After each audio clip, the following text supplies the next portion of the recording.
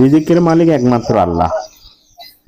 শুক্রবার হঠাৎ করে ডিউটি শেষ করে আসে, বাসায় এসে শুয়ে পড়ি, কিন্তু মোশাররফ বাসায় এসে আমাকে নিয়ে যায়। দেখেন, সে বলে আজকে খাবো, কি খাবে তা বলে না, নিয়ে যায় বিবলক, নিয়ে যায় মাঝিরা, সবকিছু বন্ধ।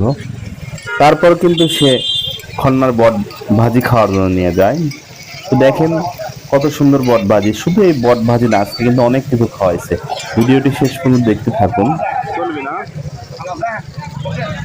চলো। সে কিন্তু মিক্সারের অর্ডার দিচ্ছে প্রথমে।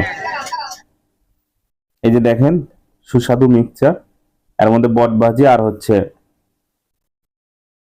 বুট। দেখেন খাওয়ার স্টাইলটা দেখেন এখন। তবে সে কিন্তু একা না, আমি নিজেও খুব পছন্দ করি এগুলো। তো আলহামদুলিল্লাহ, সত্যি জানা ছিল না আজকে রিজিকটা ওখানে লেখা আছে। খুবই ভালো লাগছে, সেই সাথে খন্না বাজারের স্পেশাল চাটা কিন্তু দারুণ। ওরে বাবা, এটা কি স্পেশাল চা? স্পেশাল কর্ণা বাজারের Cheers. স্পেশাল চা। কর্ণা বাজারের আমাদের কর্ণা বাজারের স্পেশাল চা এটা। হ্যাঁ, আমাদের কর্ণা বাজারের স্পেশাল চা এটা। আচ্ছা, দিনটা ভালোই গেল। Thank you. মরিচ চা আছে, খাবেন? না, মরিচ চা খাবো মরিচ না। চা আছে। তো যাই হোক, চা খেয়ে কিন্তু সে আবার আমাকে ট্যাঙ্গামাগুর বাজারে নিয়ে গেল।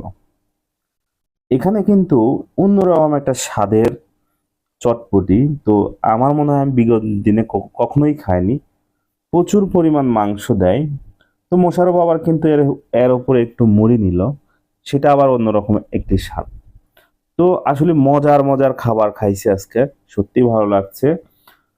পরিশেষে সে খনা ইউনিয়ন পরিষদের সামনে একটা দুধ চা খাওয়ালো, সেটা আরো সুন্দর। তো মোশাররফকে অনেক অনেক ধন্যবাদ।